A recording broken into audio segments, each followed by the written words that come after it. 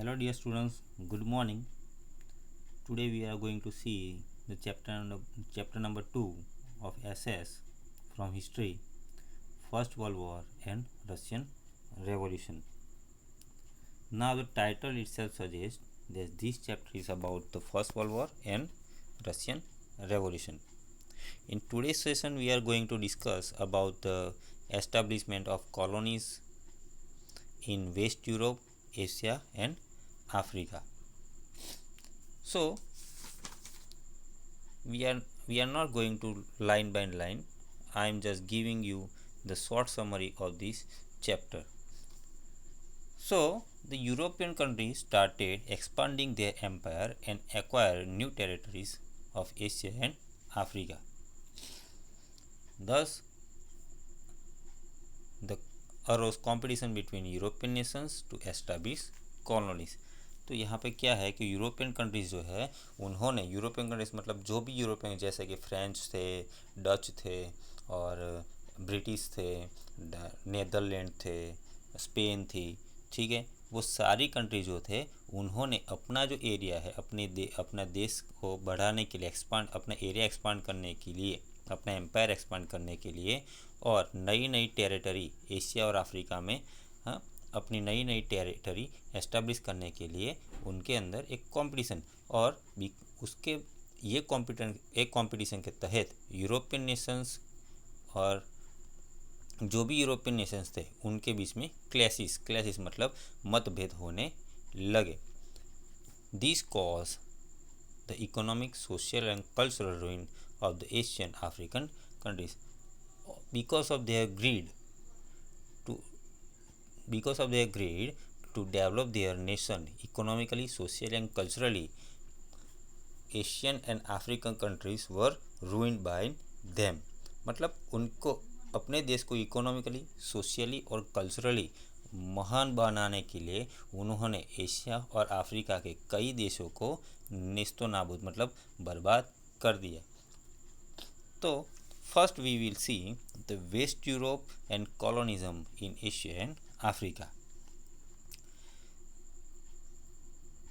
The greed of establishing colonies of the Western European countries did not spare even their neighboring countries. मतलब क्या है कि उनके अंदर जो लालच थी, यूरोपियन कंट्रीज़ के अंदर जो लालच थी कि वो अपनी कॉलोनीज़ ज़्यादा से ज़्यादा अपनी कॉलोनी एस्टाब्लिश करे, जिसकी वजह से वेस्टर्न यूरोपियन कंट्रीज़ ने क्या हुआ कि उन्होंने अपने आसपास के जो देश थे उनको भी क्या किया, उसको भी उन्होंने हराने की एक उनके मन में लालच आई. उन्होंने उनको भी छोड़ा नहीं थे. डिड नॉट स्पेयर मतलब उन्होंने अपने पड़ोसी मुल्क को भी, अपने पड़ोसी देश को भी छोड़ा नहीं. जो कुछ साल पहले अच्छे दोस्त थे आज एक दूसरे के दुश्मन बन गए.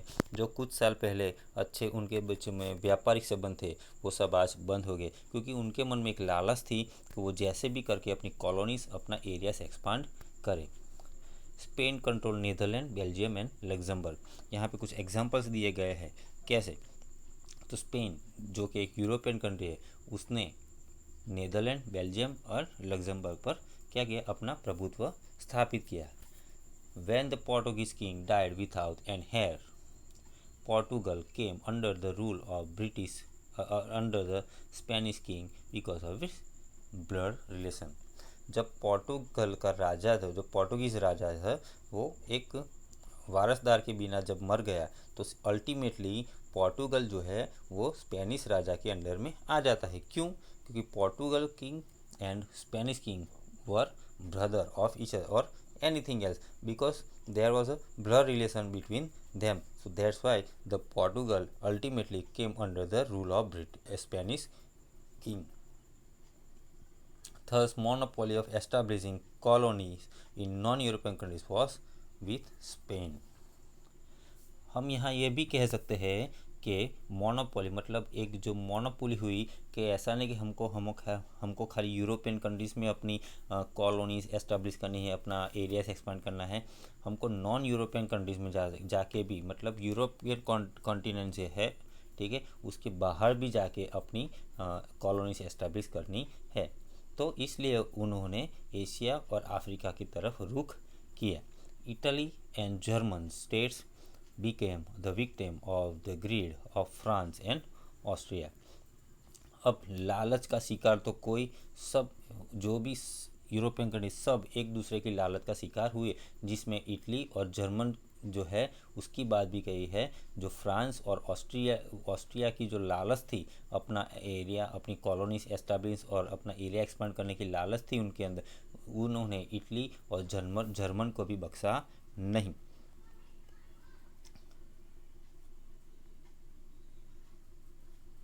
Many European nations become free following the footsteps of England, made many of the Afro-Asian nations their colonies।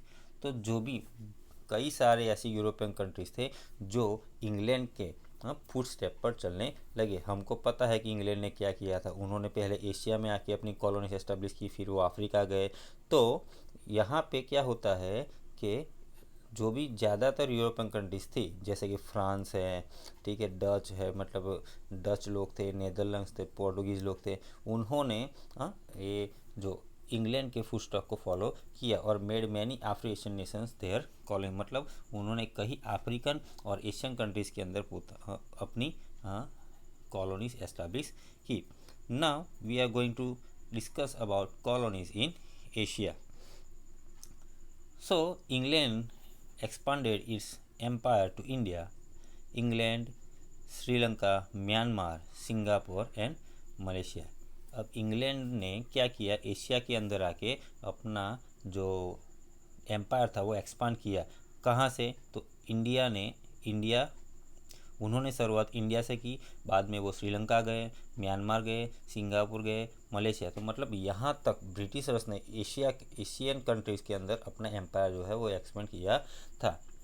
And because of opium war, due to the opium war between England and China, England got control over the 5 ports of China। Now, if you if you are thinking that how the British Empire or the Britishers got their control on China, so due to the Opium War between England and China, in Opium War, England defeated China, and that's why England got control over the 5 ports of China। मतलब opium war के तहत England और China के बीच में opium war होता है, जिसमें China की हार होती है और चाइना के 5 जो मेन बंदरगाह थे वो इंग्लैंड के अंडर में आ जाते हैं। Taking advantage of China's weakness, Japan, Russia, Germany, France, Belgium and America also acquire trade and political rights. अब आज के चाइना और उस समय के चाइना के बीच में बहुत ही अंतर, means today is China and that times China, before China, there were lots of different between the in this time era। so क्या था कि उनकी कमजोरी का फ़ायदा उठा के दूसरे, इंग्लैंड ने तो फ़ायदा उठाया, अब दूसरे जो देश थे जैसे कि जापान, रशिया, जर्मनी, फ्रांस और बेल्जियम और अमेरिका ने भी यहाँ आके अपना व्यापार धंधा, अपना बिजनेस बढ़ाया और उनके पॉलिटिकल राइट्स को अपना लिया। Due to enormous oil resources in desert, see we are talking about Gulf countries now। so due to enormous oil resources in desert regions of West Asia, European nations established their colonies in Iran, Iraq, Kuwait, Saudi Arabia and Bahrain। so we know that Iran, Iraq, Kuwait, Saudi Arabia and Bahrain, these countries are known as the Gulf countries। why? because there are many mineral oil we are getting from there। so the European countries anyhow they want to expand their area, they want to establish their colonies, and anyhow they want to make their nation rich anyhow with the support of other nations। so that's why they came to know that these Gulf countries are full of oil resources, and with that we can earn lots of money, lots of properties, lots of prosperities, and that's why they establishing their colonies in Iran, Iraq, Kuwait and Saudi Arabia and Bahrain। so this is colonialism in Asia. Now we are talking about colonialism in Africa. England established its colonies in Cape, Egypt, and some province of East and South Africa. England, Britishers, they are very much greedy about or to establish their colonies and expand their roots. So after Asia, now they entered into the Africa, and here England establishes colonies in Cape, Egypt, and some province of East and South Africa. मतलब कि हमको पता है कि England Britishers कितने लालची थे, वो किसी भी तरह अपनी कॉलोनीज और अपना एरिया से एक्सपांड करना चाहते थे। तो इसलिए वो एशिया के बाद अब अफ्रीका में आते हैं, और अफ्रीका में आते हैं उन्होंने कैप, इजिप्ट और ईस्ट अफ्रीका के कुछ एरियाज़ और साउथ अफ्रीका के कुछ एरियाज़ पर और वहाँ पे अपनी कॉलोनीज एस्टेब्लिश करते हैं। उसके बाद after England France established its colonies in Algeria, in North Africa, Tunisia, Morocco, and some province of West Africa. So after England, now France entered in the Africa, and they established their colonies in Algeria, in North Africa, Tunisia, Morocco, and some province of West Africa. मतलब England के बाद France Africa के अंदर आता है और वो भी आके अपनी कॉलोनीज़ है वहाँ यहाँ एस्टेब्लिश करता है, जिसमें था अल्जीरिया जो उत्तर अफ्रीका में था, ट्यूनिशिया, मोरक्को और कुछ एरियाज वेस्ट अफ्रीका के थे। Then King Leopold of Belgium seize the vast province of Congo and establish his rule. उसके बाद बेल्जियम का राजा यहाँ आता है और उन्होंने सेंट्रल अफ्रीका जो था, जो कॉन्गो देश है, आज का कॉन्गो देश है, तो उन्होंने वेस्ट सेंट्रल अफ्रीका के बहुत सारा एरिया अपने अंडर ले ले, उसको सीज कर लिया और वहाँ पे उन्होंने अपना आधिपत्य जमा दिया। मतलब they establish their power there and they said this area is of mine and no one can enter in it and establish his rule.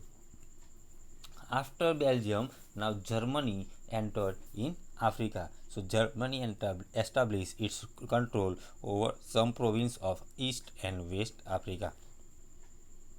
पहले इंग्लैंड आता है, उसके बाद फ्रांस आता है, उसके बाद बेल्जियम का राजा आता है। अब उनके बाद जो कंट्री यूरोपियन कंट्री यहाँ आती है वो है जर्मनी, और उसने क्या किया, ईस्ट एंड वेस्ट अफ्रीका के कुछ क्षेत्र पे अपनी हुकूमत जमाई और उनको अपने अंडर अपने कंट्रोल में ले लिया। मीनवाइल मतलब अब ये जो हो रहा है उसके दौरान क्या होता है, meanwhile Germany and Italy have completed the process of its respective politically, economically and socially, due to which their development had stopped. These had led to the First World War. अब यहाँ पे क्या होता है, उसके बीच में जर्मनी और Italy जो है उसके बीच में एक पॉलिटिकली प्रोसेस होता है, और पॉलिटिकली, इकोनॉमिकली एंड सोशली जो डेवलपमेंट की बात थी, ठीक है, वो वहीं पे रुक जाती। मतलब जर्मनी जहाँ था वहाँ पे है और इटली भी जहाँ था वहाँ पे है, और ये दोनों एक दूसरे पे दोष डाल रहे हैं कि जर्मनी बोल रहा है कि इटली की वजह से हमारा development economically, socially and politically development नहीं हो रहा, और यहाँ पे इटली जो है वो जर्मनी पे अपना दोष डाल रहा है कि उनकी वजह से। तो इसकी वजह से फर्स्ट वर्ल्ड वॉर जैसी परिस्थिति का निर्माण होता है। And because of that these thing led to the First World War. So still here we are seeing, and in the next session we are going to see about factors which are responsible for the First World War. Thank you. Have a nice day.